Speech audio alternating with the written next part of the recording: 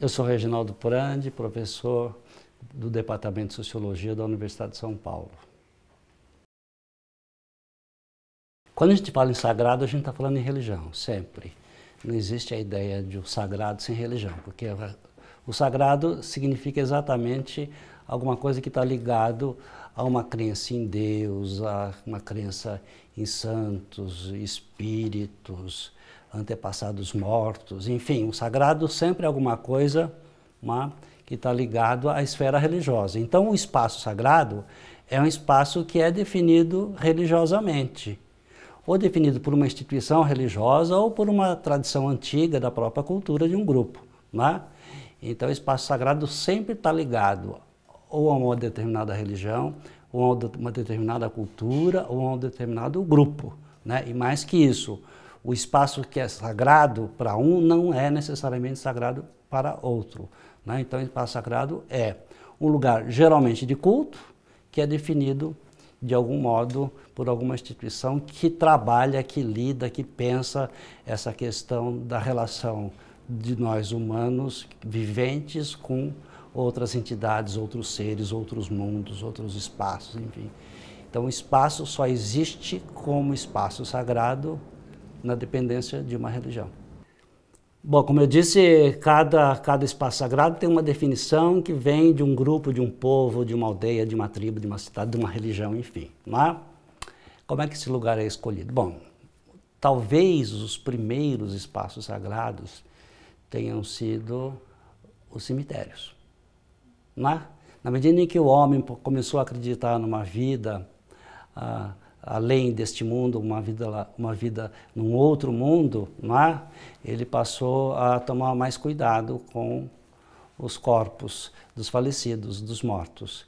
E esse espaço, eles acabaram ganhando, os mortos acabaram em geral, em muitas sociedades, ganhando um lugar privativo, onde eles são, onde os seus espíritos, as suas almas, enfim, são cultuadas e são lembradas e trabalhadas em termos da memória daquele grupo.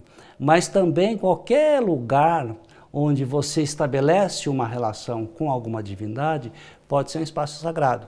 Pode ser, por exemplo, uma cachoeira, se você acredita que naquela cachoeira reside uma divindade dos rios, das águas, Pode ser uma árvore, se você acredita que naquela floresta existe um Deus, ou existe um espírito, ou existe, enfim, uma entidade qualquer que habita aquela árvore. Uma coisa que é muito importante é que nas religiões antigas se estabeleceu uma relação muito frequente de troca entre os homens e seus deuses, ou seus antepassados, seus espíritos antigos, coisa e tal.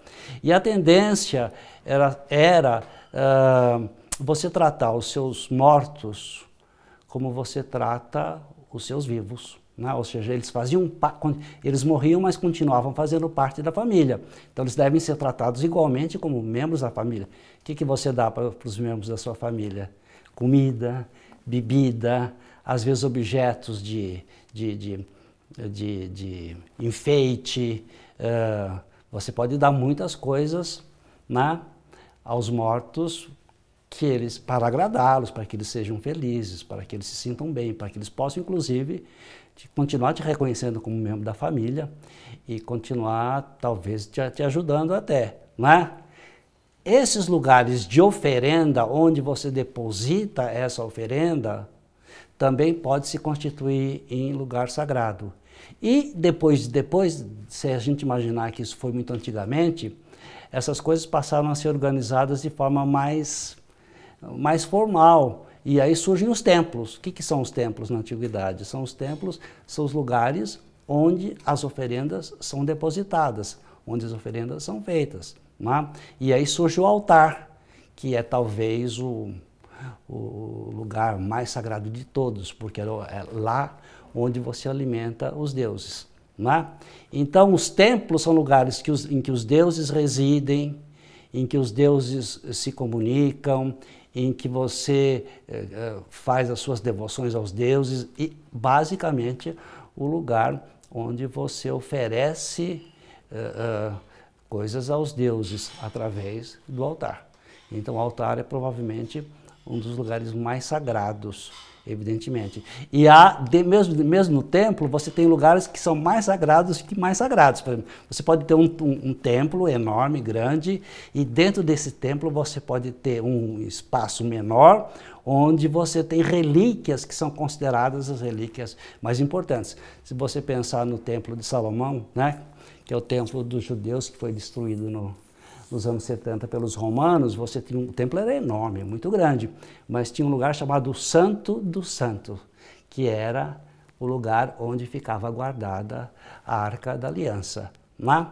Então você pode ter não só os lugares sagrados demarcados pela religião, mas você pode ter os lugares sagrados e mais sagrados ainda dentro de espaços sagrados. Depende de quão complexa é a religião, né? E evidentemente, quem é que manipula esses espaços sagrados? Evidentemente que são os sacerdotes. Então também vai se formar uma classe sacerdotal de gente que vai cuidar desses espaços sagrados. O corpo, dependendo da religião, pode ser considerado sagrado. Por exemplo, no candomblé, o corpo ele é considerado uma morada do orixá e uma morada de um espírito anterior que veio da sua família, que reencarnou em você, né? Então o corpo é tratado com muita atenção e muito cuidado na religião, inclusive recebe tratamento ritual muito específico, recebe inclusive oferendas especiais, quer dizer, a cabeça, por exemplo, que é considerado o lugar essencial onde está instalado o seu orixá, a cabeça recebe um ritual chamado Bori, que é todo um ritual, é toda uma cerimônia de oferendas e de reverências, em que cada iniciado é submetido a esse tratamento, né? Mesmo os banhos rituais que acontecem em várias religiões, que são os banhos de purificação, tudo isso é para manter o corpo com a sua densidade de sacralidade. Mas também você pode, desculpe te interromper, mas você também pode ter uma religião que não tem espaço sagrado, né? Por exemplo, o kardecismo.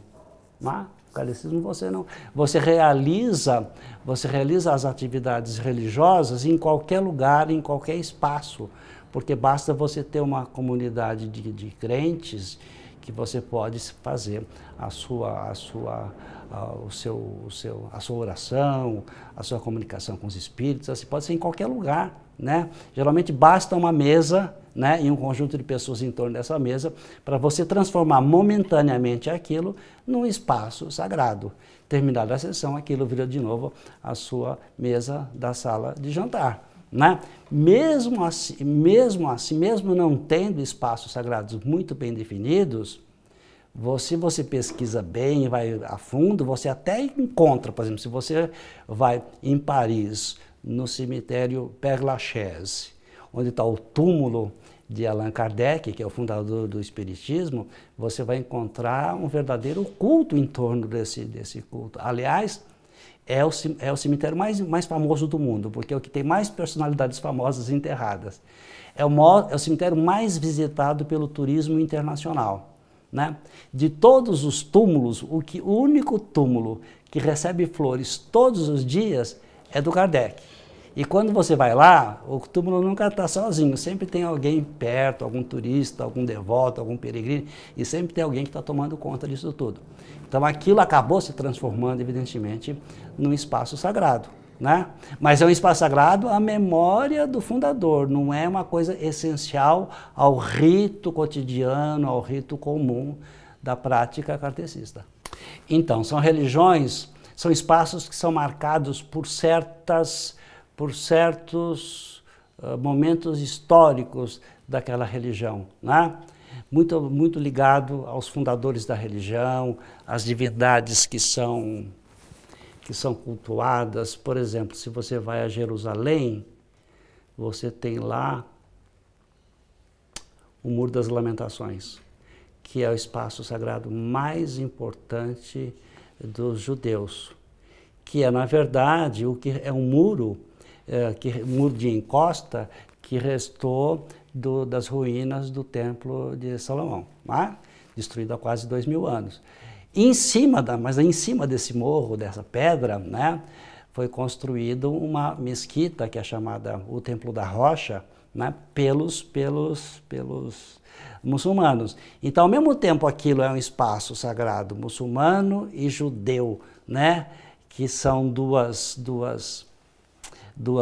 crenças muito antagônicas, né, que vivem permanentemente em guerra, até guerra no sentido de guerra mesmo, né, não guerra simplesmente religiosa. E na verdade, o que é esse morro onde estava o templo, onde agora está a mesquita e onde agora também está o Muro das Lamentações? É, na verdade, a pedra onde Abraão teria ido para sacrificar o filho dele a pedido de Deus, né? Ou seja, é um relato bíblico, é o cenário de um relato bíblico muito antigo, né? Que depois ganha um outro significado, porque também diz a crença islâmica que foi do alto desta pedra que Maomé subiu para o céu, né?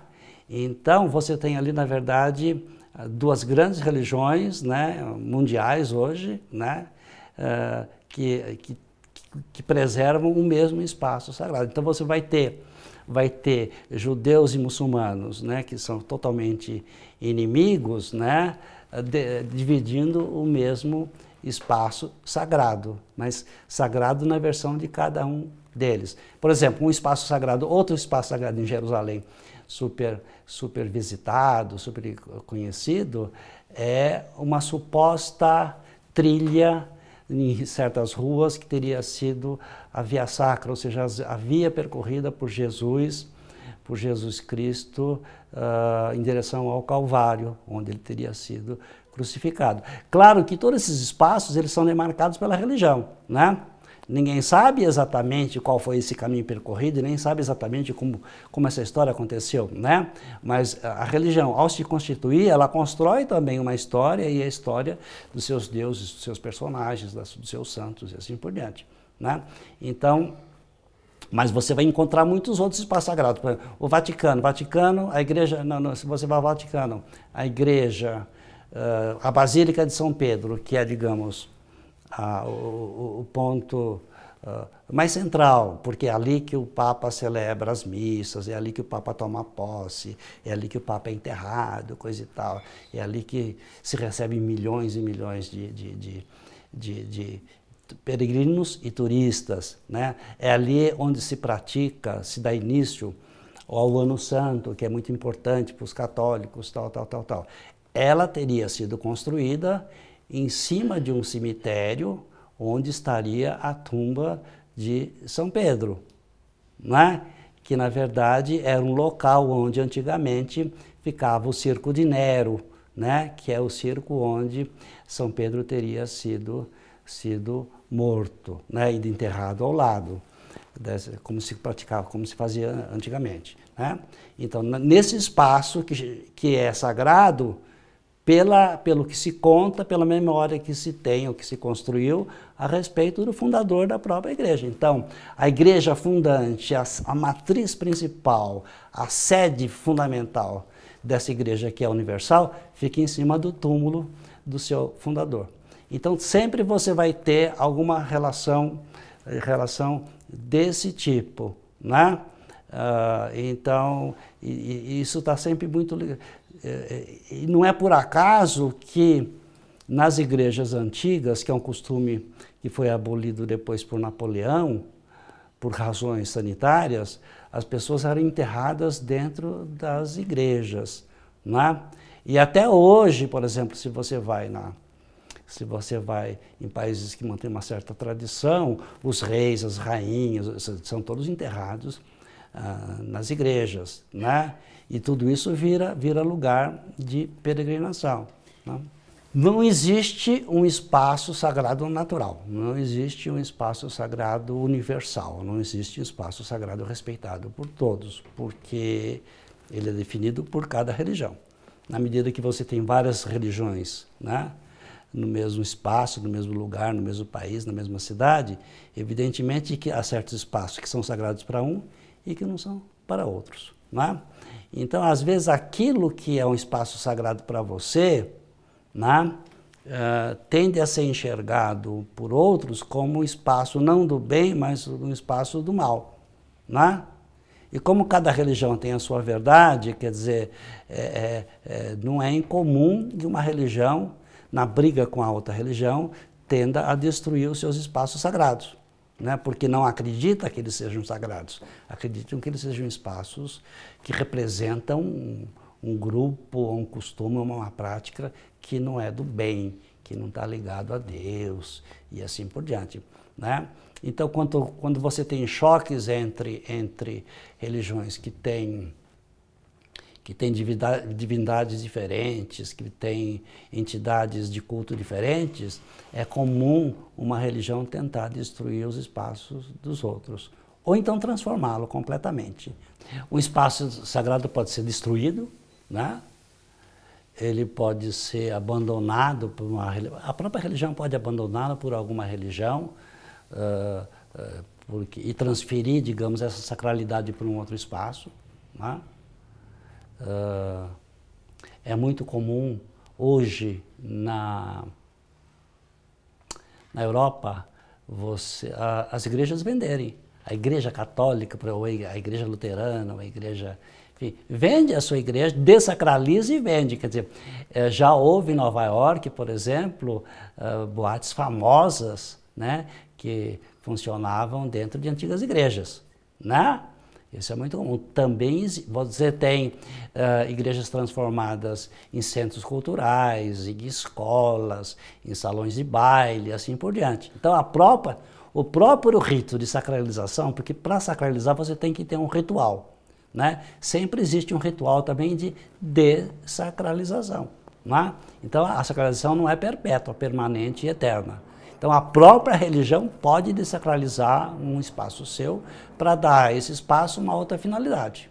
Pode até vendê-lo, tirar um lucro, e com esse dinheiro construir uma outra coisa, assim por diante. Também esse espaço pode ser destruído por uma religião em oposição. Era muito comum que os templos fossem destruídos pelos outros, né? Isso aconteceu o tempo todo, né? Que foi a civilização europeia na América, né? Foi uma sequência de destruição e de aniquilamento de povos e civilizações, o que incluía a destruição dos templos, né? E sobretudo porque esses templos, por exemplo, na América, eram feitos de pedra e de tijolos muito bem preparados. Então era comum você usar esse material para construir igrejas, conventos, casas, residências, palácios, e muitas vezes até usando os fundamentos, os alicerces, para construir em cima alguma coisa da sua outra cultura, da cultura que chegava depois. E é muito comum você, por exemplo, no México, destruir e descobrir, através do trabalho arqueológico, debaixo de igrejas coloniais, a existência de fundamentos maias, astecas, zapotecas e assim por diante, né? Então você pode destruir, reconstruir, reaproveitar ou então transformar. Por exemplo, muitos templos do Egito Antigo foram transformados em igrejas católicas depois que o cristianismo se espalha pelo Egito, né?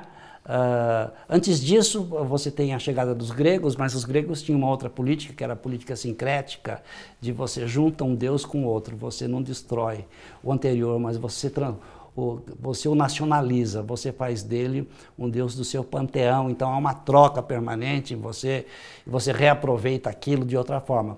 Mas com os católicos, que são os coptas, né, egípcios, os templos eles eram reaproveitados como igreja. Para isso, eles passavam por algumas transformações. Por exemplo, tinha que retirar os ídolos, as imagens, né? Muitos dos textos sagrados antigos, e tudo isso era refeito, né? Então você tem... Depois chegam os muçulmanos e reaproveitam isso, que eram igrejas católicas que tinham sido templos da tradição egípcia antiga, né? Então você tem Na verdade, esses espaços podem ser definidos, eles podem ser depois desfeitos, eles podem ser totalmente destruídos, eles podem ser reaproveitados, né? E eles podem ser transformados e adaptados. Então, vai depender do jogo de forças que existe, né, naqueles que controlam esse espaço sagrado e naqueles que tomam à força o controle dessa região, desse povo, dessa cultura. Não, quando um povo, digamos, destrói um templo, ou reconstrói um templo, ou adapta, há uma razão religiosa para isso, que está na cultura. Eles acreditam que eles estão fazendo isso em nome de uma verdade, que é a verdade deles, né? Porque toda religião é uma fonte de verdade, que só vale para o grupo religioso, né? Para outro grupo aquilo é uma falsificação, aquilo é uma inverdade, aquilo é pode até ser considerado como um mal disfarçado e assim por diante, né? Mas não existe como eu disse logo no começo, não existe, o espaço sagrado não é uma coisa natural, que está dada, não é uma coisa construída o tempo inteiro. E ele só se constrói. Às vezes não precisa nem ter uma religião, às vezes basta uma certa religiosidade popular, né? Por exemplo, eu tenho casos, por exemplo, no interior era muito comum, por exemplo, o culto às almas dos mortos. Isso era muito comum. E, inclusive, você tinha os rezadores, as pessoas que rezavam o terço, que estavam também muito ligadas a outras formas culturais de religiosidade, como, por exemplo, a folia de reis, tal, né? Então, era muito comum a construção de cruzes ou pequenas capelinhas nos locais onde alguém sofrera morte violenta. Na beira das estradas você tinha muito, porque era o lugar onde as pessoas ou morriam por acidente mais recentemente, ou antigamente morriam de emboscada, né? Nas curvas da estradinha de noite e tal. Nesses lugares, né?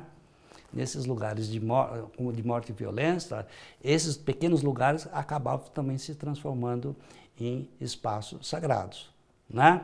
Mais do que isso, às vezes a própria pessoa que morreu ali ou que por alguma razão foi enterrada ali, acabava sendo santificada. Então surgiram muitos santos populares, é uma coisa comum no Brasil do interior ainda. Por exemplo, na Bahia você tem muitos santos populares pelo interior, né? E você tem os seus pequenos espaços sagrados que são reconhecidos não pela religião, porque não há geralmente eles são cultuados por um certo catolicismo popular, independente de igreja, de padre, de bispo, tal, né? Não há uma religião, uma organização por trás, mas há um grupo de pessoas que cuida, que trata, que faz a festa, que faz a quermesse, que levanta fundos, que vai lá e que conserta, que pinta a capelinha e assim por diante. Então você não precisa ter uma religião organizada por trás, mas você tem que ter um sentimento religioso mínimo, uma crença religiosa minimamente para garantir esses espaços, né? E além dos espaços sagrados, o que você tem muito são os objetos sagrados, que têm a mesma conotação, né?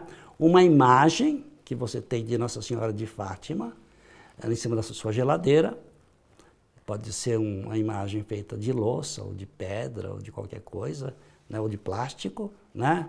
Que tem um valor estético, digamos. Mas se ela passou por um rito, né, de benzimento, coisa e tal, ela se transforma num objeto sagrado. Então, ali em cima do espaço da sua geladeira, na sua cozinha, tem um pequeno espaçozinho que também é sagrado, onde você, nos momentos de aflição, pode acender uma vela, pode botar um copo d'água para beber depois, pode botar umas florzinhas e assim por diante. Então, essa ideia de você transformar coisas comuns em coisas ligadas ao santo, a Deus, aos espíritos, aos antepassados, às forças sobrenaturais, né? Isso é um costume que não está só, né, no espaço, mas também está nos objetos. Claro que os objetos contidos nesse espaço, eles também são sacralizados. E um objeto por si tem a capacidade de sacralizar o espaço onde ele está colocado. Daí que você tem no interior antigo, no Brasil antigo, no Brasil colonial, você tem, toda casa tem a sua. A casa dos ricos tem uma pequena capela, né? Que deve ser benta pelo padre e tal, onde se faz festa, e onde se fazem as rezas, as festas juninas e assim por diante. Os pobres que não têm sequer casa para morar, têm pelo menos um oratório, né? Oratório, que é uma casinha pequenininha, como se representasse uma capela, onde dentro você tem os santinhos, e onde você acende suas velas, bota suas flores, assim por aí. Também é um espaço sagrado. E até um espaço sagrado móvel, porque quando você muda de casa, você leva o oratório junto. Talvez no Brasil o espaço sagrado mais complexo, mais cheio de regras e pormenores, e que obriga a mais ritos e exige um permanente cuidado, seja os terreiros de candomblé. Porque cada centímetro quadrado do terreiro de candomblé ele tem uma finalidade, ele recebe um rito e assim por diante. A tal ponto que, segundo as tradições do candomblé,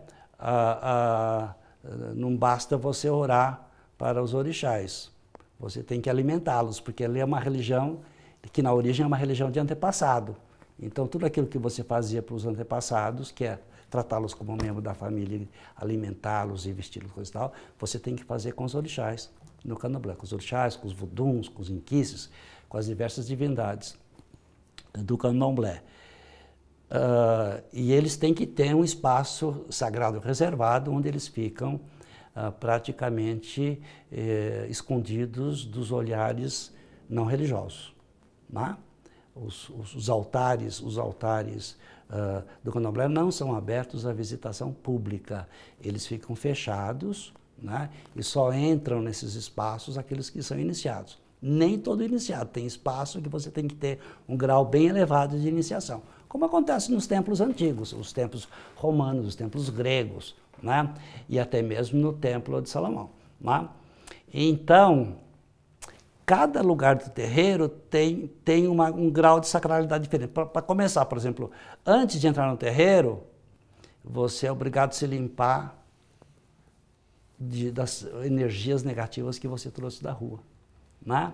Então, quando você chega no terreiro, a primeira coisa que você faz é vai tomar um banho, primeiro de água, e em seguida um banho feito com ervas e folhas e assim por diante, que é para se limpar. Mas antes mesmo de você botar o primeiro pé dentro do terreiro, você tira a água de um pote, né, com uma caneca, e você simbolicamente se banha com essa água e joga essa água de volta para a rua. Né? Então, isso exatamente porque, como todo espaço é sagrado, ele não pode ser contaminado. E a rua, como é um espaço profano, pode conter energias ruins, então você tem que se limpar. Depois, dentro de cada espaço, você vai ter. Inclusive, a forma de você andar e entrar nesses espaços está ligada a essa sacralidade. Ao entrar, por exemplo, num espaço mais sagrado que outro, você é obrigado a se abaixar, em sinal de reverência, e tirar os sapatos. Você entra descalço, né? E nas portas existe uma cortina feita com folhas de palmeira desfiada, que é para obrigar você a abaixar a cabeça ao passar, né? E a questão da sacralidade do espaço é tão grande que você não dá comida só para os orixás, para os voduns, para os inquices, para os encantados. Você também tem que dar comida para a terra onde está localizado o terreiro. Então, o próprio terreno físico do candomblé recebe sacrifício, né? Ou seja, que é a demonstração religiosa da maior prova possível que você pode fazer de troca de sacralidade. Né? Então, no terreiro de candomblé, ainda essas coisas são muito rigidamente preservadas. Assim como eram, por exemplo, essas coisas mudam com o tempo. Por exemplo, quando eu era menino, as mulheres só entravam na igreja de véu, né? As mulheres casadas e viúvas de véu preto e as moças solteiras de véu branco para demonstrar a sua virgindade. Hoje seria uma coisa quase que inviável, né? Mas recentemente, com João Paulo II, que era um homem muito reacionário, isso voltou a acontecer em Roma. Há algumas igrejas que pertencem ao Vaticano, onde as mulheres tinham que se cobrir muito para entrar, né? Então existe essa ideia também de que o corpo também pode contaminar o espaço sagrado. Então por isso que você se envolve em mantos, em roupas longas, em véus e assim por diante, né? Essa ideia de quem vem da rua, então não está muito limpo, né, para pisar um espaço de sacralidade. Não, o que é muito comum hoje em dia é que você constrói a sua própria religião, né? Ou seja, cada um constrói a religião que acha melhor para si, mais vantajosa. Então você vai pegar um pouquinho de uma religião, um pouquinho da outra, um pouquinho da outra, e você administra a sua crença e você constrói o seu próprio espaço religioso, e você, esse pequeno espaço religioso doméstico, quando você coloca as suas coisas que você acha que tem validade religiosa para você. Isso é uma coisa, isso não é bem um ecumenismo, isso é uma bricolagem, né, religiosa que você faz. Isso é toda uma tendência moderna que a gente chama de nova era, né, de New Age, né, faz parte desse movimento de que você constrói para você um mundo tal como você imagina que ele seria o ideal, né? Não o ideal para todos, porque você não acredita no ideal para todos, mas naquele ideal seu, né? Como é que você se relaciona com as forças, com as energias, tal. Isso tudo faz parte desse movimento de New Age. Você constrói os objetos e os espaços sagrados de acordo com essa... E nada impede de você ir na missa, ir no culto, ir no terreiro de candomblé, assistir a palestra da Monja Coen, enfim, você participar um pouco de cada coisa. De cada coisa você vai tirando aquilo que é essencial. O movimento ecumênico é diferente. O movimento ecumênico é um movimento institucional, né, em que grandes igrejas se unem, né, se reúnem, né, para demonstrar que há temas muito comuns e muito próximos e que essas igrejas e instituições, ao invés de necessariamente se distanciarem umas das outras, podem se aproximar, né? Tendo em vista que num futuro ideal, vai saber quando, mais ou menos utópico, na verdade você poderia chegar a um momento em que o homem teria apenas uma grande única religião que valesse para todos. Isso foi um grande sonho dos anos 70, mais ou menos, e que mais ou menos caiu em desuso, né? Mas já houve muito movimento, muita tentativa de unificação. Claro que esse ecumenismo nunca foi generalizado, quer dizer, o ecumenismo, o movimento ecumênico, como o conhecemos, juntava católicos com evangélicos, com protestantes, ou seja, tentava desfazer aquilo que a reforma protestante fez, né? Quer dizer, a separação, tentava juntar o que historicamente havia sido separado, pelo menos em alguns aspectos, tratando de alguns temas e assim por diante, né? Além disso, há um certo movimento ecumênico generalizado que procura juntar pessoas de diferentes religiões para tratar de temas comuns, por exemplo, o tema da salvação do mundo, da salvação do planeta, da ecologia, contra a bomba atômica, contra a fome no mundo, contra as doenças e assim por diante. Então, mas aí é um movimento quase que junta religiões diferentes sem tocar necessariamente na questão religiosa. Ou seja, são movimentos muito mais de natureza ética, de natureza moral, do que propriamente de natureza religiosa. E é interessante, porque se você tem, por exemplo, essas manifestações ditas ecumênicas, você vai ter um padre que reza uma oração católica, você vai ter um pastor que lê alguma passagem bíblica, você vai ter um sheik, né, que faz uma exortação em árabe, você vai ter um judeu, um rabino, né, falando de alguma passagem, enfim, você vai ter um pai de santo que canta uma cantiga de paz para os orixás. Então, cada um expressa um pouquinho, né, da sua capacidade de de oração, interpelação dos deuses e santos, etc., mas tendo um objetivo único, que é, por exemplo, vamos orar, entende, para diminuir a violência no Brasil, entende? Mas o objetivo último não é o religioso, o objetivo último é alguma coisa que está na sociedade, no cotidiano das pessoas, na vida, né, das pessoas comuns e tal.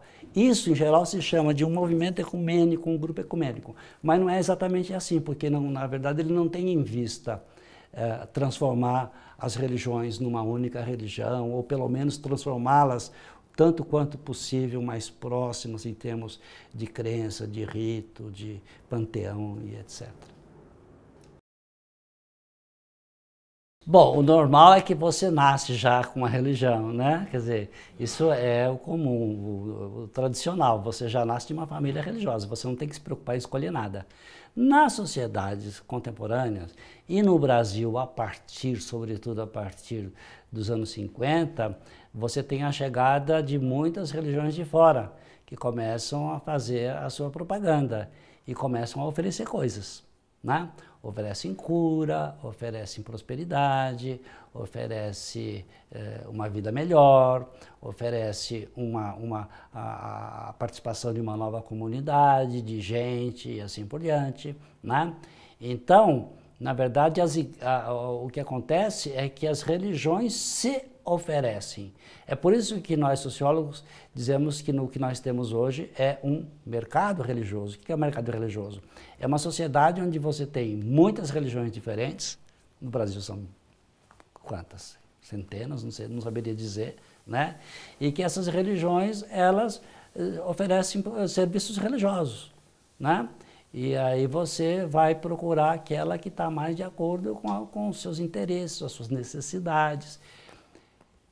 Normalmente, você muda de religião porque você tem um contato, uma prima, uma pessoa, um vizinho, alguém, e que você não está feliz, você está com um problema, você, enfim, está chateada, você não se encontra mais na sua religião, então ela vai, vamos comigo assistir meu culto, coisa e tal, vamos comigo ver a minha sessão espírita, vamos comigo ver no terreiro, é tão bonito, então você vai gostar, você vai fotografar, você vai adorar, coisa e tal.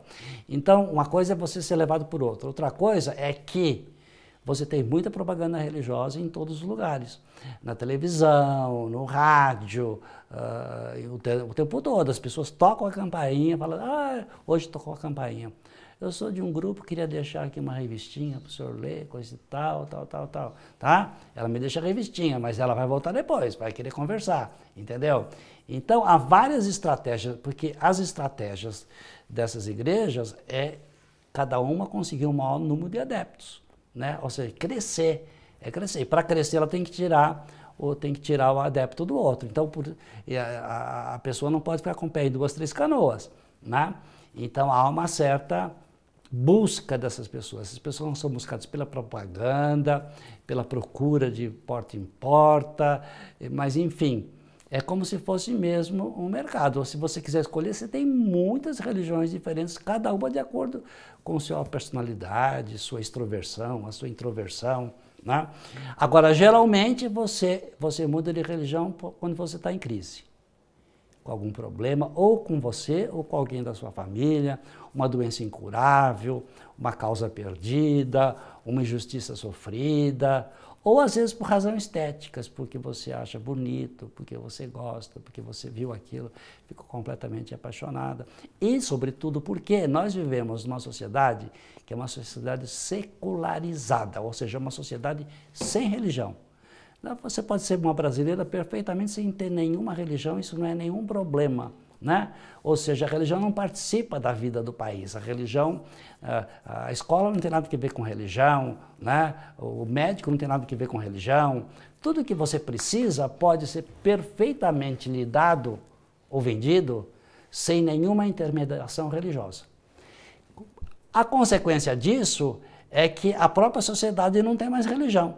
Até a República, o Brasil tinha uma religião, que era o catolicismo, que era a religião oficial. Para você ser brasileira, você tinha que ter a religião. Senão você não tinha registro de casamento, porque dava registro. Você não tinha registro de nascimento, porque era o batismo que te dava registro. Enfim, você não podia nem ser enterrada, porque os cemitérios eram católicos, pertenciam à igreja. Então, para você ser cidadã, você tinha que ser católico. Com a República isso acaba, separa de um lado a religião, do outro lado. Então, com isso, as pessoas ficaram livres para mudar. Então, quem não queria mais ser uma coisa, podia ser outra. Você pode até mudar de religião por razões políticas. Isso acontecia muito no tempo da chegada do Espiritismo, porque nas cidades pequenas do interior, quem mandava era o padre, né? O padre, o prefeito e o médico formavam assim, um trio de poder insuperável. E tinha pessoas importantes, intelectuais, tal, que não queriam essa dominação religiosa. Então, muitos deles abraçaram o kardecismo, o espiritismo kardecista, que era uma forma de se opor ao poderio do padre, mas continuar sendo religioso, continuar sendo cristão e assim por diante. Então, às vezes, você tinha até uma motivação política. Não, o espiritismo é pouco proselitista. As religiões proselitistas, por excelência, são as religiões evangélicas. Evangélicas que procuram o tempo todo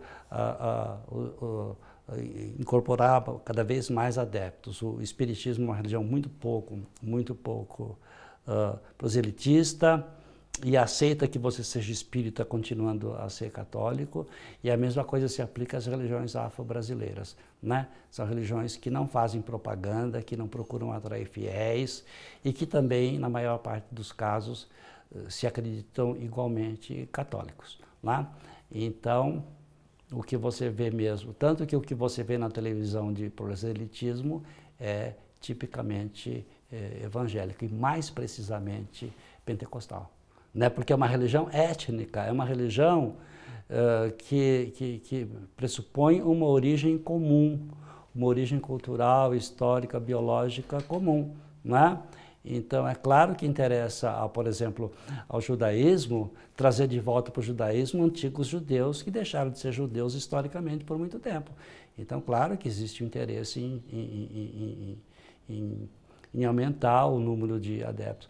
Também, em certos casos, eles aceitam a conversão de não-judeus sob determinadas condições, sob determinadas rigorosas condições, né? Exatamente para impedir, por exemplo, que um judeu, um homem judeu,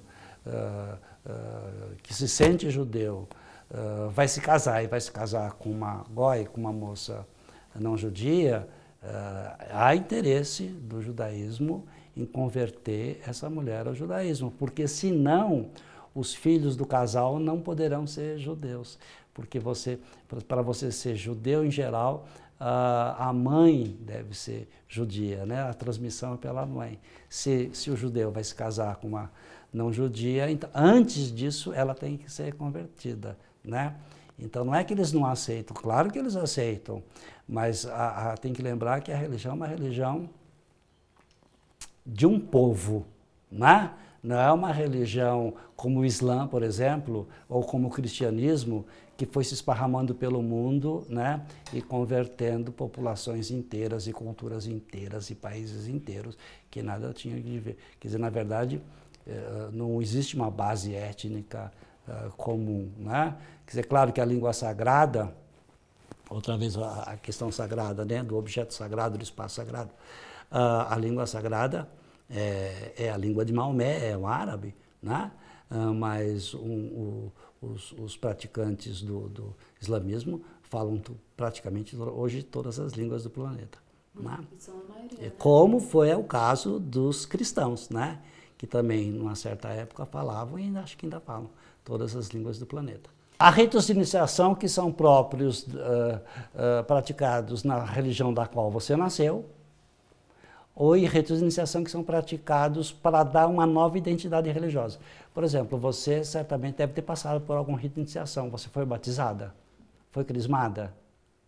Tentaram, mas não Então, é uma etapa. Você é batizado, depois você é crismado, que é a confirmação do batismo, né? Depois, quando você... São chamados ritos de passagem, né? Depois você se casa e quando você se casar, você vai se casar na frente de um padre.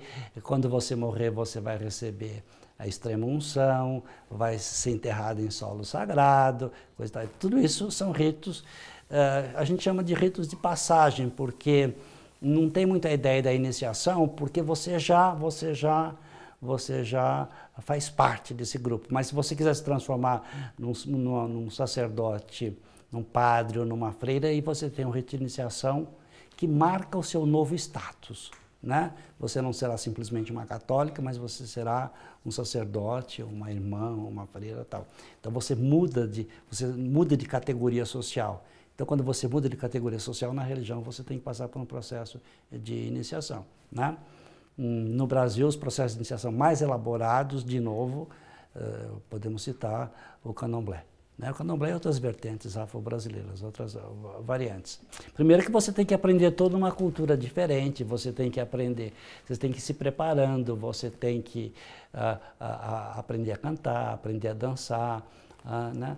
Aprender todo um palavreado, aprender a cozinhar, porque você vai cozinhar para os orixás. Aí, quando você estiver preparado, você vai passar para o rito de iniciação, onde você vai ficar ligada ao orixá e você vai ficar ligada à casa onde você está sendo iniciado, né? Isso é um rito que se chama de orô, que poderia ser substituído por sacrifício, né? Se você vai passar por um rito, você vai ficar recolhida por um bom tempo, né? Longe do mundo, num lugar sagrado, totalmente limpo, totalmente branco, totalmente despojado, onde você vai tomar seus banhos rituais, onde você vai repousar, até que você vai progredindo nessa limpeza espiritual. Chega o dia em que você vai ser depilada, raspam a sua cabeça, porque é a sua cabeça que vai receber sacrifício, né? Porque é dentro dessa cabeça que a religião diz que mora o seu orixá, né? Por isso que a cabeça é um espaço sagrado. Não é? Então, quando esse processo você vai ser pintada, porque é uma tradição africana, você, ao se é a mesma coisa, hoje em dia não usa maquiagem que você compra no free shop, mais barato, você lá não usava esse tipo de maquiagem, usava uma outra maquiagem, que eram alguns tipos de pintura, baseada em 3 cores, que é branco, vermelho e azul, né? E então você vai ser pintado de acordo com a estética africana do século XVII, XVIII, né? Para ficar bonita, né? E aí quando você estiver bonita, você pode se transformar numa noiva do orixá, né? E ao receber o sacrifício, né? Sobre a sua cabeça, sobre o altar do seu orixá e sobre o chão em que você pisa, você se transforma numa sacerdotisa, né? E aí você está apta a entrar em transe, a receber seu orixá, a ser vestida, dançar com ele no barracão, para todo mundo ver, apreciar, bater palma, beijar, abraçar. E depois você vai repetir isso no 3º ano, no 5º ano, no 7º ano, no 21º ano, quando finalmente você estará definitivamente iniciada, né?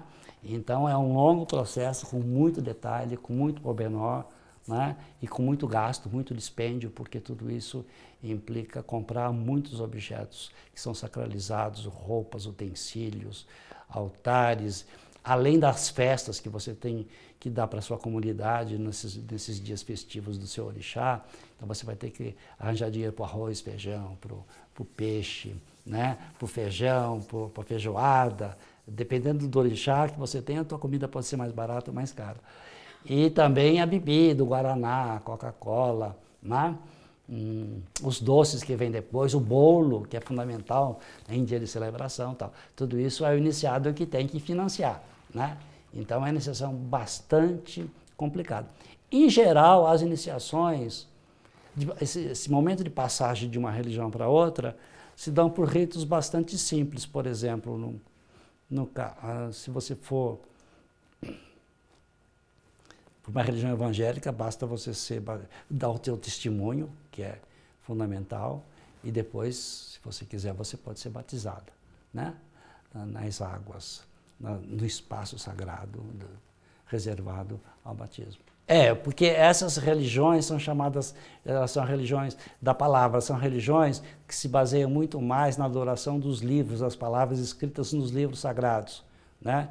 Enquanto que há religiões que são mais ritualísticas, que dependem muito mais, que não tem um livro, que não tem uma palavra, mas que dependem muito mais, porque na verdade o que faz como que por exemplo, há religiões em que você simplesmente lê a palavra sagrada.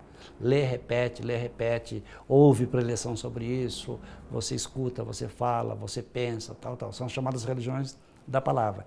E tem religiões que você representa, porque na verdade o que você lê nesses livros? Você lê mitos, você lê histórias dos deuses, histórias dos santos, histórias de pessoas, né, que foram consideradas santas e sagradas ao longo do tempo. É isso que tem na Bíblia, é isso que tem no Alcorão. São histórias de gente antiga que passou por um processo de sacralização.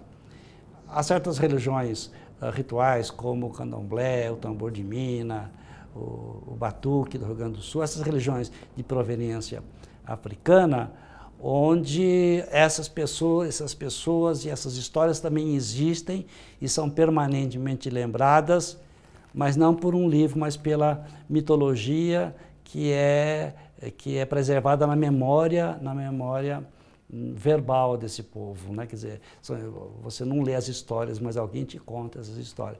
E o rito consiste não em ler essas histórias, mas representá-las no espaço sagrado público dessa religião. Então, o que você vê de dança, por exemplo, no candomblé, não é uma dança em que cada um dança o que quer, cada um inventa o que quer. Não, é uma dança que representa uma cena de uma história que fala de um determinado orixá. Então são representações da memória, entende? De personagens antigos que são os personagens básicos da religião. Enquanto que nas religiões da palavra, você lê essas histórias. E às vezes você também representa. No caso da missa, né?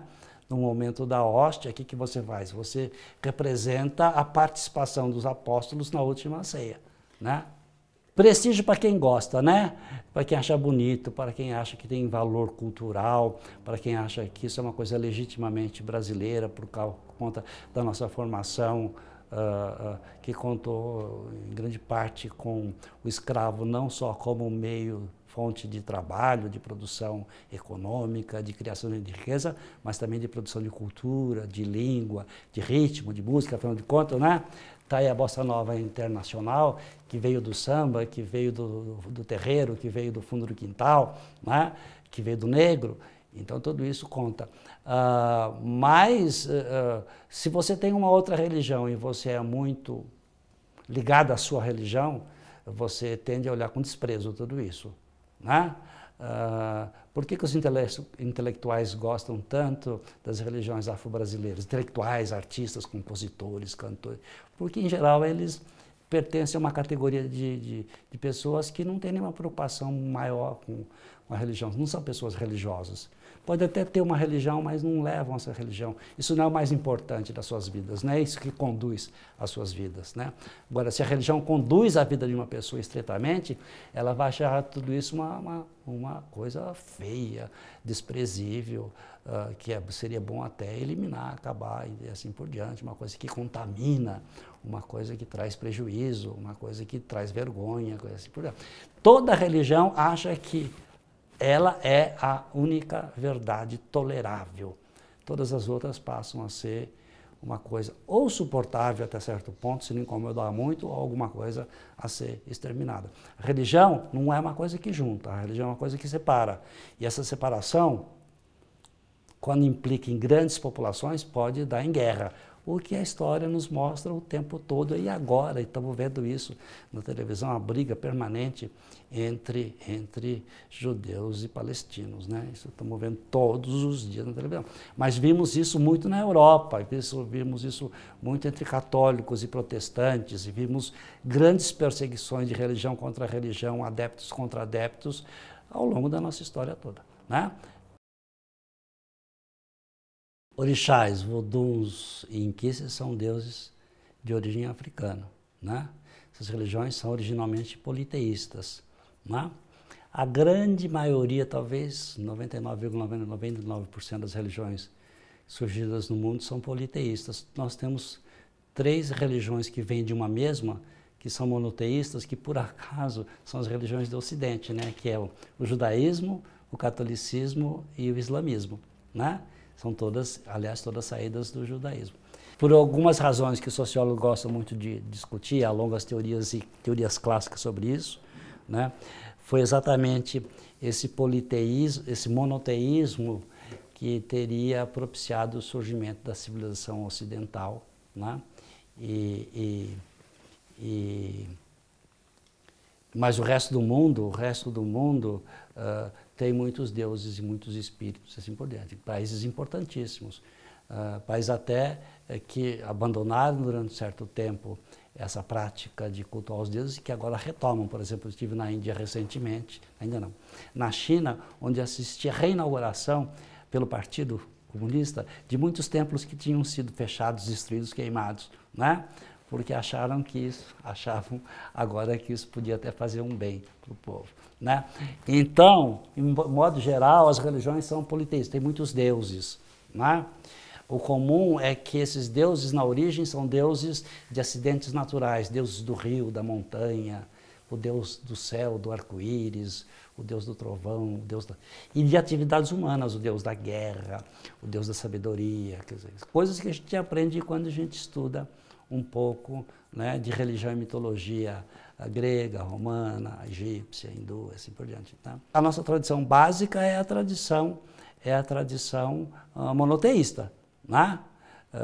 E continuamos assim, porque essa grande conversa... Hoje o catolicismo está reduzido a 60%, mas outros 26%, 27% são evangélicos, mas eles também são monoteístas. Então, o politeísmo é muito reduzido aos pequenos grupos afro-brasileiros, pequenos grupos sobrantes das antigas comunidades indígenas e de algumas pequenas religiões que florescem aqui e ali, que também praticam o politeísmo, como o caso da Wicca e com as religiões novas, recriadas e assim por diante, né? Agora, no caso do Brasil, nós tivemos escravos que foram trazidos de diferentes regiões da África, né? De diferentes culturas, de diferentes civilizações.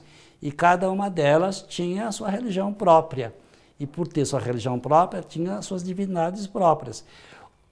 Do conjunto geral de etnias que foram trazidas, se sobressaíram os povos chamados Iorubás, cujas divindades são chamadas de orixás, os povos Jejes, cujas divindades são chamadas de voduns, e os povos Bantus, da África Meridional, cujas divindades são chamadas de inquices, né? Então, orixás, voduns e inquices são heranças que nós temos dessa mescla de culturas africanas que se reproduziram no Brasil e que aqui permaneceram. O caboclo é muito interessante porque, no caso dos bantus, que cultuavam os inquices, havia uma particularidade religiosa muito interessante. Os inquices, eles são fixados à terra onde eles são cultuados. Digamos, o inquice de São Paulo não pode ser levado para São Bernardo, porque lá tem o inquice de São Bernardo. O inquice da minha casa não pode ser cultuado na sua casa, porque lá tem o inquice, entende? Cada território, entende? Ele tem o seu inquice próprio. E você não pode levá-lo, transportá-lo. Então, eles não puderam trazer os inquices para o Brasil. Eles trouxeram as rezas, as cantigas, coisa e tal. Mas o inquice mesmo, eles não podiam trazer. Não podiam, assim como vieram os orixás e os voduns, os inquices ficaram na África. E aí, como resolver esse problema? Bom, a cultura sempre resolve as coisas, né, de um jeito ou de outro. Eles tiveram que readotar no Brasil as divindades para poder refazer a memória de seus inquices. E aí, qual que é o verdadeiro, o mais legítimo antepassado das terras brasileiras não é o índio? Porque antes de chegar o branco, antes de chegar o negro, o índio já estava aqui. Então eles vão adotar espíritos de índio para substituir os inquices. Só que na Bahia, do século XIX, XVIII, os índios eram chamados de caboclos. Né? Aqui em São Paulo, quando a gente fala caboclo, a gente sempre pensa numa mestiçagem, né? A gente sempre pensa no cruzamento de branco com, né? De branco com índio e tal. Mas na Bahia, quando você falava o caboclo, era uma coisa falar o índio, o indígena. Hoje a gente não fala mais índio, né? A gente fala indígena.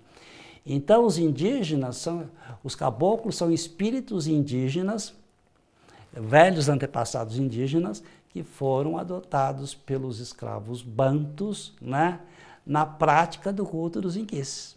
Tá?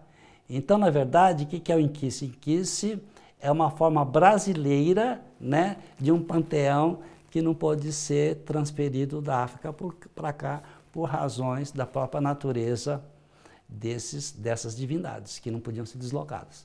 Então, no Brasil você tem... Agora, existe uma correspondência muito perto, porque assim, no politeísmo, os deuses têm funções de governo, né?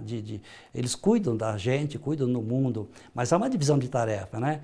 Então, todo politeísmo você tem o deus da guerra, o deus do governo, né? O deus da agricultura, o deus da caça, o deus dos pescadores, né? O deus da sabedoria, o deus da morte, né? Então, em função dessa divisão de trabalho, esses inquices puderam ser associados, né?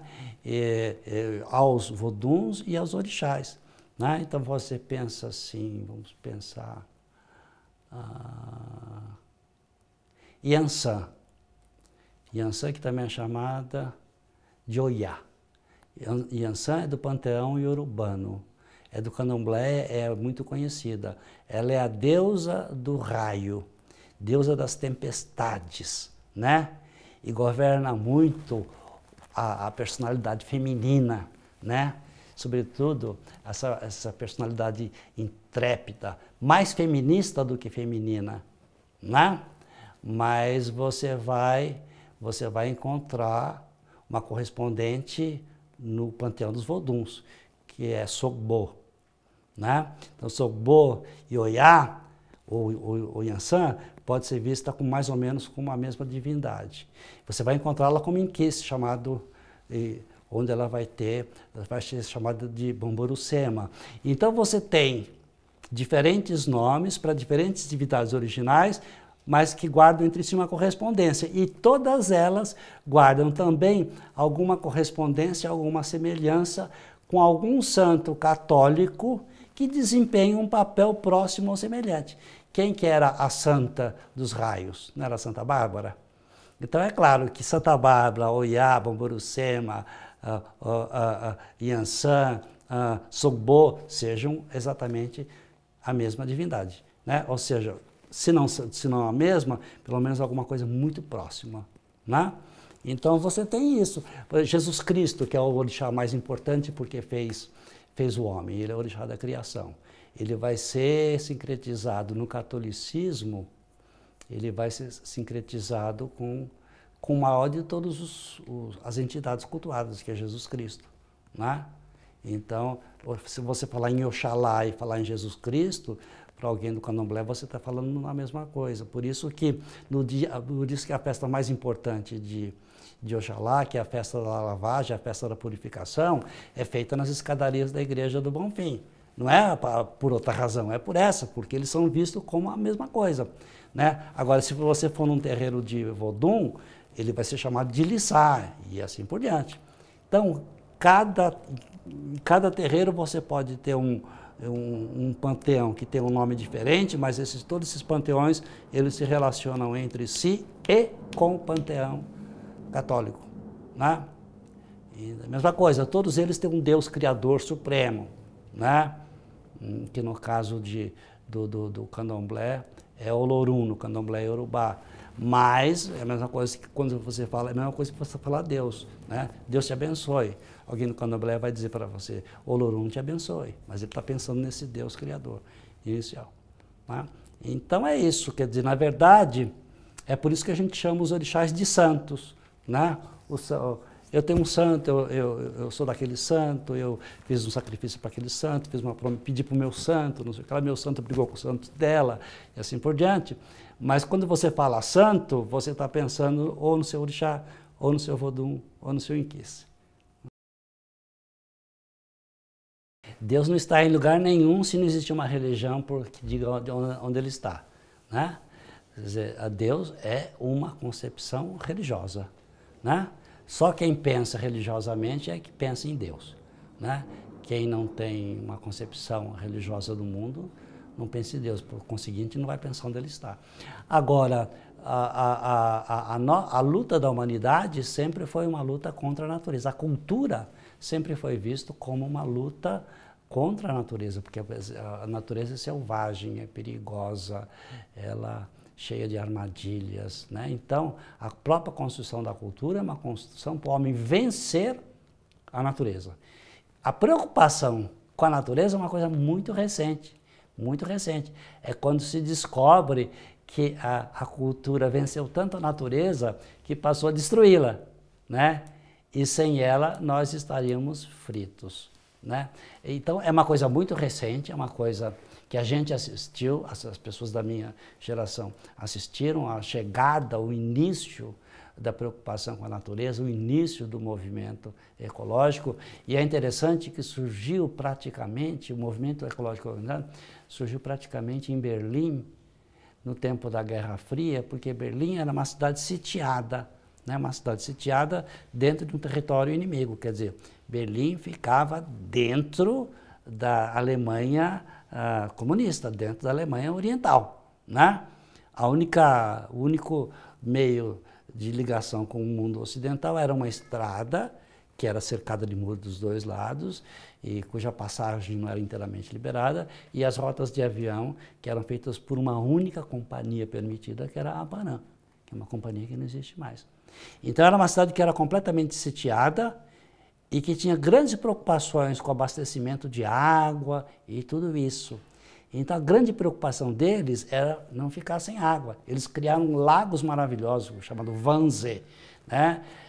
Cercado de bosques por todos os lados, para que exatamente as fontes que alimentam essas lagoas, né?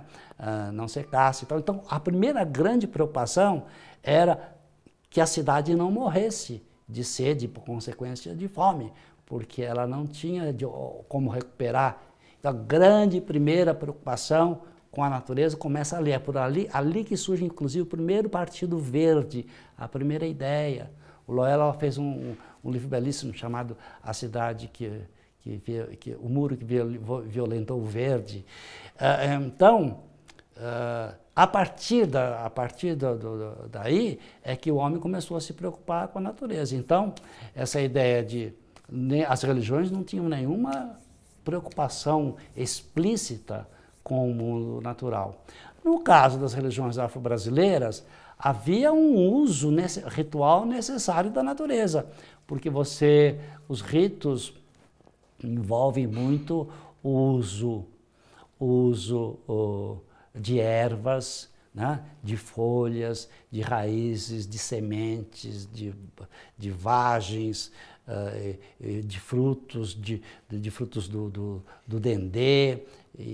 Mais que isso, muitos espaços sagrados são localizados fora do ambiente urbano, ou seja, na floresta, na praia, no mar, na cachoeira, na montanha, porque os próprios orixás e voduns, etc., eles estão relacionados a esses elementos naturais. Né? Iemanjá está ligada ao mar. Né? Ela é o mar. Né? Ela é a rainha do mar, mas ao mesmo tempo ela é o mar. O nome Iemanjá significa mãe dos filhos peixes. Né? Então, ela é, na verdade, o próprio ambiente. Mas não havia uma consciência disso né? Então havia um uso, né? Outra coisa, as árvores são muito importantes na tradição afro-brasileira, porque as velhas árvores são habitadas por espíritos, por pássaros que são portadores dos orixás, de mensagens dos orixás, por espíritos que estão ligados aos orixás, tal.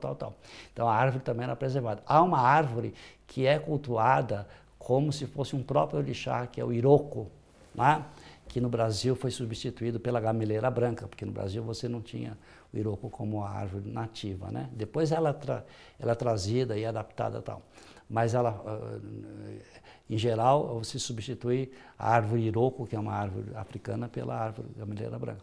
Então sempre houve um uso da natureza, uma proximidade muito grande. Quando surge o movimento ecológico, esse prato já está feito, é só comê-lo, certo? Então a própria religião passa, digamos, a se alimentar em termos de prestígio dessa sua relação pacífica com a natureza, né? Não cabe ao candomblé cortar a árvore, porque, ao contrário, cabe ao candomblé cantar para a árvore, alimentar a árvore, aplaudir a árvore, né? Assim mesmo, se ele vai na cachoeira, ele não vai na cachoeira para destruir a cachoeira, ele vai exatamente para cantar ao pé da cachoeira, né? Porque ele sabe que Oxum deve estar por ali, que é o orixá das águas doces. Então, você tem muito isso. Iemanjá, água salgada. Oxum, água doce. Oxóssi, mato. Oquê, montanha. Oxalá, ar. Oxalá, que é um orixá muito importante, né? O maior inimigo do Oxalá é a poluição, porque Oxalá adora tudo que é branco, tudo que é limpo, tudo que é precioso, tudo que brilha, né? E tudo que não tem cheiro, tudo que não tem cor. Tanto que a comida de Oxalá é sempre uma comida branca. Branca, sem cheiro, sem sabor. Ele come sem sal e sem açúcar, né? Então, quanto mais puro for o ar, entende? Mais esse ar é Oxalá, mais você está perto, portanto, do Criador da humanidade. Então, tudo isso foi explicitando, de certo modo, valores que estavam embutidos numa forma de pensar. Então, de repente, você tem, né, vem um ministro de Estado da Cultura e proclama: o candomblé é a religião da natureza, né? Mas nunca ninguém tinha pensado exatamente nesse termo. Isso só é possível porque surgiu um outro movimento paralelo à religião, que é a ideia do mundo verde, que é a ideia do meio ambiente, que é a ideia da preservação do planeta e assim por diante. Então essas coisas todas são frutos de várias formas de pensar que vão se juntando nesse espaço recente de tempo, né, que nós vivemos há 20, 30 anos. Por que que Oxum é do rio? Porque o povo que vivia na beira do rio, entende? Acreditava que esse rio tinha um espírito, que esse rio tinha uma alma, que esse rio tinha uma divindade, né? Então Oxum é a divindade do rio de água doce, porque o povo, né, que começa a cultuar essa divindade é o povo que mora na beira do rio, né? Mesma coisa, o que mora na montanha vai pensar numa divindade da montanha, não é? Então, lembre-se que os deuses existem como representações ideais do mundo em que você vive, não é? Então, é claro que depois tem as adaptações, as mudanças, coisa e tal, né? E é muito interessante, por exemplo, o Exu é o orixá da comunicação, né? Ele corresponde, por exemplo, ao Hermes dos gregos, corresponde ao Mercúrio dos romanos, né? Mas ele é o orixá que leva, mensageiro, ele leva e traz mensagem. Então ele é basicamente o orixá da comunicação, né? Hoje em dia ele é visto como o orixá da internet, porque a comunicação não se faz pela internet. Ele já foi, por exemplo, ele já foi protetor dos carteiros, entende? Mas ele ganhou status, ele cresceu, ele acompanha a evolução. Hoje ele é o orixá dos que navegam na internet, dos hackers, dos programadores de de informática e assim por diante. Mesma coisa aconteceu com Yansan, cada vez menos ficou sendo importante, embora haja muito raio no Brasil, o Brasil é o país que mais tem raio, né? Que mais morre gente por raio. Assim mesmo, esse fenômeno é raríssimo, considerado isso, sei lá, 2 séculos atrás, né? Hoje em dia se morre muito pouco de raio. Então a Yansan, coitada, foi perdendo o elemento dela. Isso diminuiu o prestígio do orixá, de certo modo, mas ela ganhou uma outra área de atuação importante, que é o feminismo. Como ela é intérprete guerreira, valente, não tem medo de nada, coisa e tal, ela tem muita autonomia em relação aos homens, sobretudo ao marido dela, que é Xangô, ela ganhou o patronato do feminismo, né? Outra coisa que aconteceu foi com o Omulu, que também é chamado de Obaloaê, que era o padroeiro contra as varíolas e as doenças e as pestes e coisa e tal. E com tudo isso, com o declínio dessas doenças, ele ganhou um outro patronato. Ele assumiu para ele, se deu para ele aquilo que é a peste do final do século XX, AIDS. Então, se você tem problemas de AIDS, coisa e tal, você vai recorrer a quem? Ao Mulu, porque é o Mulu que opera nesse campo das doenças de pele, das doenças do contágio humano, das pestes, coisa e tal, papapá. Então, o Xóssi, não tem caçador, quem vai caçar para... Né? Então, o Xóssi, que era apenas o guardião da caça, o patrono dos caçadores, ele vai ser o patrono da provisão, ele vai ser o orixá provisor. Quer dizer, é com ele que você consegue, entende, as graças para poder alimentar a sua família, para trazer comida para casa, para botar comida na mesa. Ele é o provedor. Ele não é simplesmente o caçador, ele é o provedor, porque o que vem para casa não precisa vir da mata caçado, pode vir do supermercado comprado, mas por intermédio da força que ele é capaz de religiosamente promover. Olha, ninguém deve ser convertido, né? Porque não há nenhuma razão para você converter ninguém, porque a verdade do outro não é melhor do que a sua, né? A religião é sempre uma verdade relativa, é uma verdade que não se comprova, é diferente da ciência, é diferente da filosofia, cuja verdade é comprovada através da argumentação. Não, é através de uma crença, de acreditar em.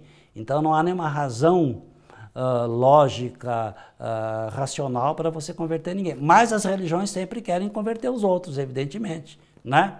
E continuam convertendo o tempo inteiro. O tempo todo você está tendo conversão. Inclusive, as tribos indígenas sofrem verdadeiro assédio de missionários, né? Primeiro missionários católicos e hoje em dia missionários evangélicos. Em geral, a religião preferencial dos índios mais integrados à sociedade brasileira hoje são religiões evangélicas, né? Mas isso sempre foi assim, sempre o conquistador sempre tentou impor a sua religião ao conquistado, né? E o índio ainda é visto como uma espécie de conquistado, de grupo humano a ser conquistado. E para as igrejas, essa conquista se faz através da conversão. Mas isso é um desrespeito à cultura indígena, isso é uma ignorância a respeito, né, do que seja a autonomia das diferentes civilizações.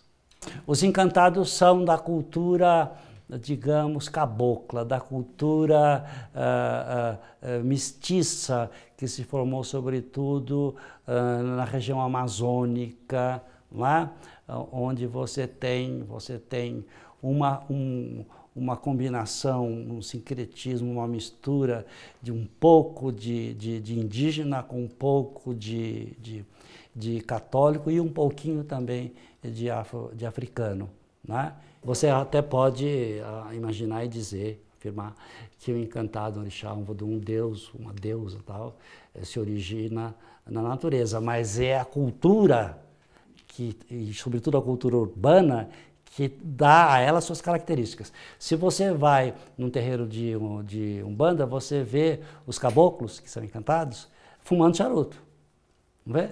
Isso é absolutamente comum. Você fala, mas por que eles fumam charuto? A razão é simples, o culto aos caboclos, esse culto que a gente conhece como candomblé de caboclo, que depois se transformou na Umbanda, ele nasce na Bahia, numa época em que a Bahia era a grande produtora nacional de tabaco e a grande produtora de cigarro e de charuto. O charuto era a indústria absolutamente importante na Bahia, né? Então, é claro que os encantados que já usavam o fumo na forma de cachimbo, através do cachimbo, na cultura indígena original, passaram a fumar charuto, né? Ainda você tem, contudo, em algumas versões da encantaria, mesmo no Pará, mesmo no Maranhão, mesmo no Rio Grande do Norte, você ainda tem encantados que fumam o charuto, que fumam o cachimbo, e que ao fazer a cura sopra o cachimbo ao contrário, sopra no fogo, e com aquela fumaça, né, pretende curar os seus males. Mas a Umbanda, como ela nasce na Bahia, ela logo vai assumir toda a Umbanda nasce no Rio de Janeiro, mas ela é proveniente do candomblé do caboclo, que nasce na Bahia, numa época em que se fumava charuto. Então, eles também fumam charuto ao invés de fumar. Só vai fumar cachimbo na Umbanda os espíritos dos africanos, que são os pretos velhos, porque se imagina que eles são tão antigos que eles são do tempo em que todo mundo fumava cachimbo. Porque a juventude é a melhor época da vida, você tem saúde, você tem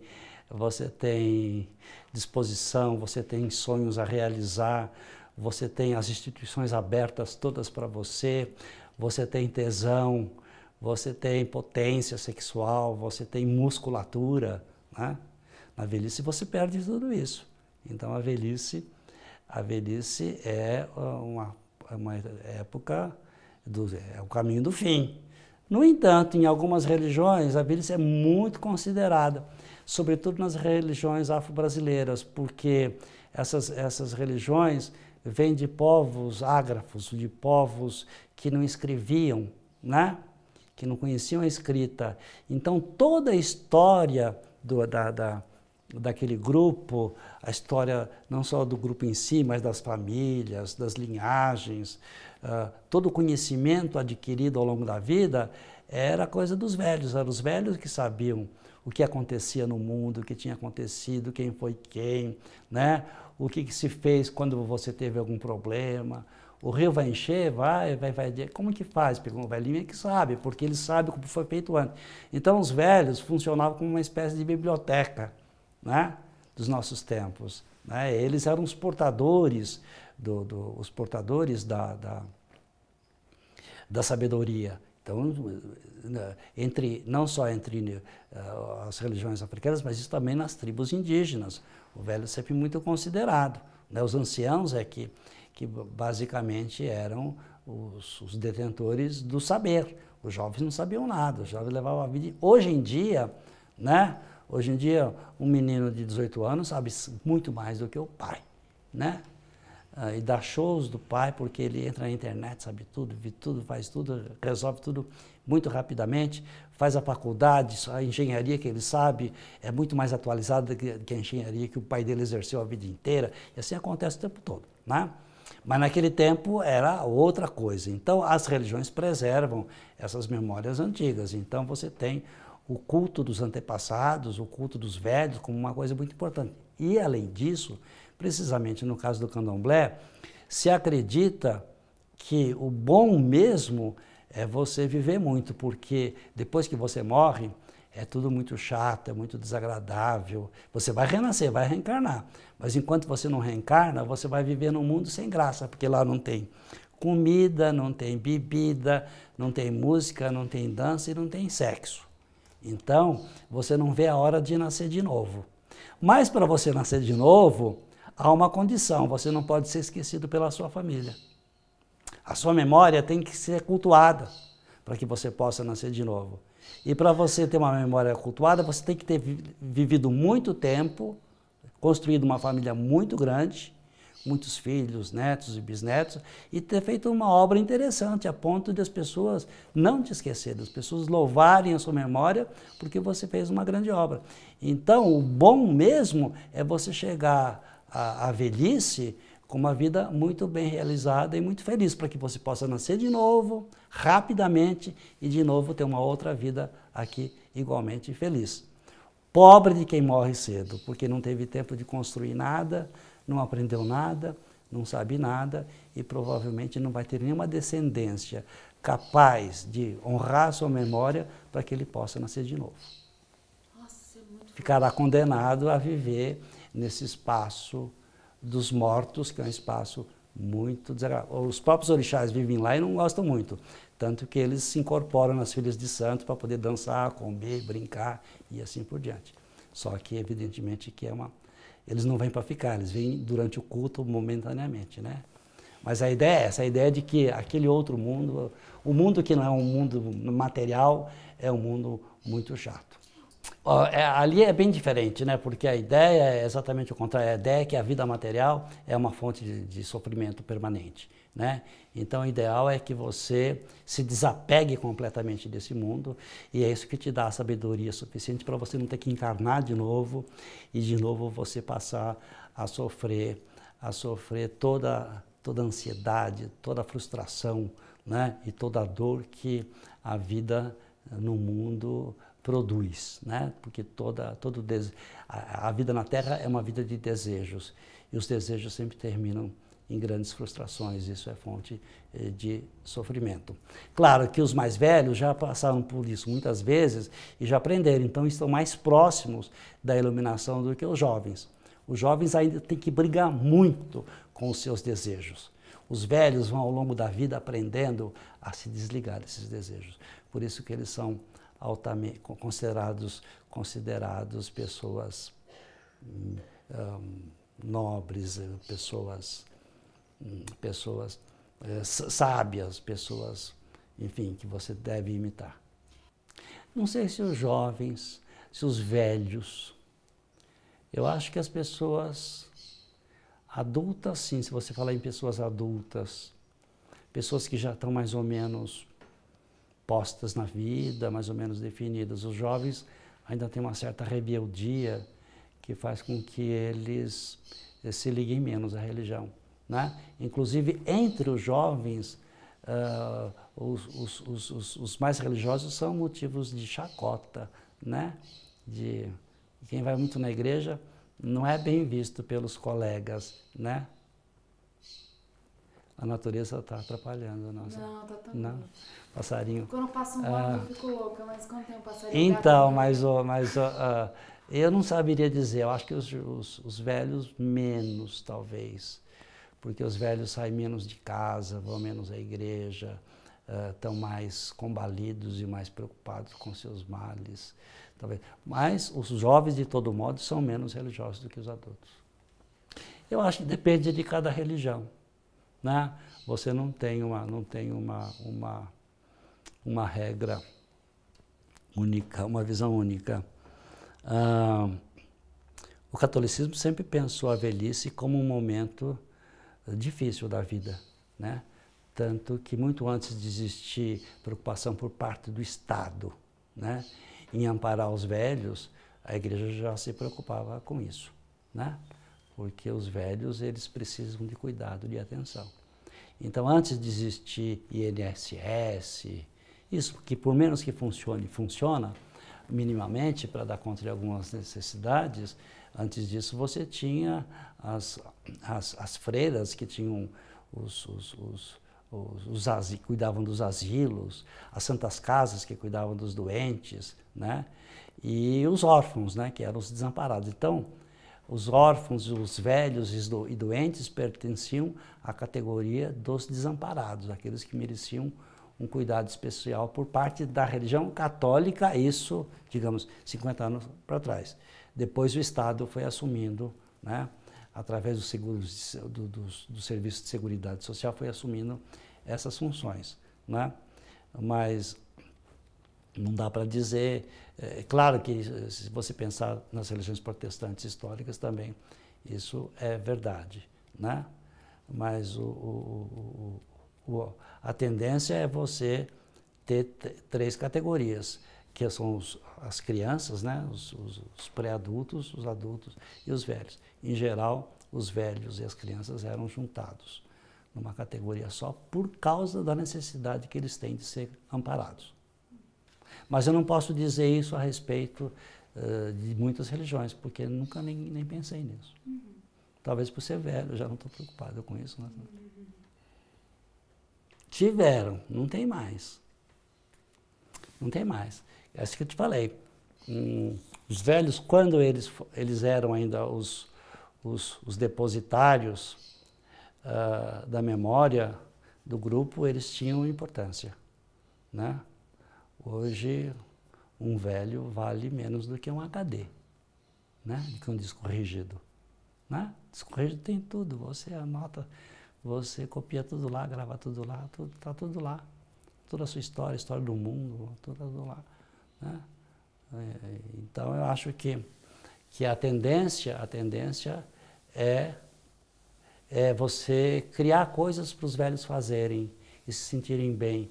Então, o velho vai fazer turismo, o velho vai poder passear, ganha um passe de graça no metrô, pode ir onde quiser, não depende mais nem sequer daquela pensãozinha, né? Então, você cria coisas, você faz as praças para os velhinhos fazerem exercícios, coisa e tal. Isso tem muito, já tem no Brasil inteiro, toda a cidade tem. Na Vila Mariana tem um aqui na esquina, né? Você cria coisas para cuidar do velho, mas você não chama o velho para cuidar da sua vida.